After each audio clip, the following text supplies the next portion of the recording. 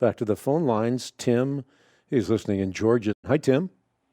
Hey, good evening, Hank, and thanks for taking my call. It is my pleasure. I travel a lot and listen to your show on XM every evening at 6 when I'm on the road. And a few minutes ago, in the conversation about the second coming, and you quoted the scripture that were referring to no man knows the time, not even the Son. And believing in the Trinity, that Jesus is the Alpha and Omega, the beginning and the end, help explain how that statement can be true, that even Jesus doesn't know the time of the second coming.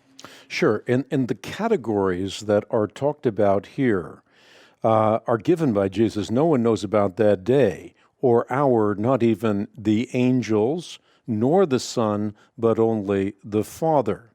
So angels do not know. The Son, speaking from the perspective of his humanity, does not know, but only God knows. That's the point that Jesus Christ is making. Men don't know, angels don't know, only God knows. Jesus Christ, in the incarnation, voluntarily veiled the prerogatives of divinity.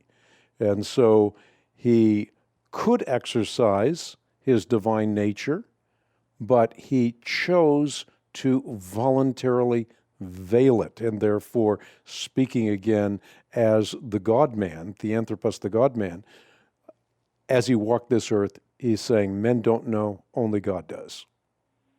Okay. Well, that explains it pretty good and puts a different perspective on it. He was speaking as the God-man at that time and not taking himself back to the power that he had the potential to take himself to. Right, and that's what's typical. Typically, I mean, it's not always the case. I mean, Jesus obviously can speak not only from the perspective of his divinity, he can also speak from the perspective of his humanity or vice versa.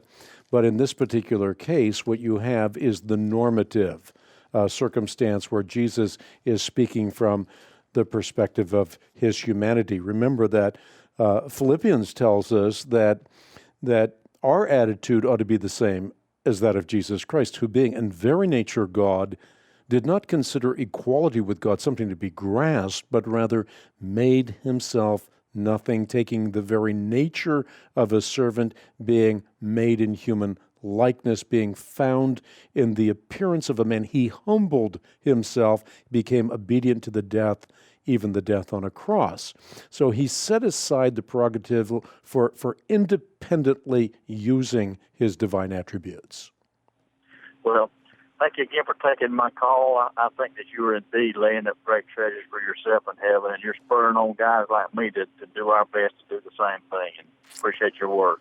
Well, bless you, and I appreciate those wonderful words. That's an encouragement to me.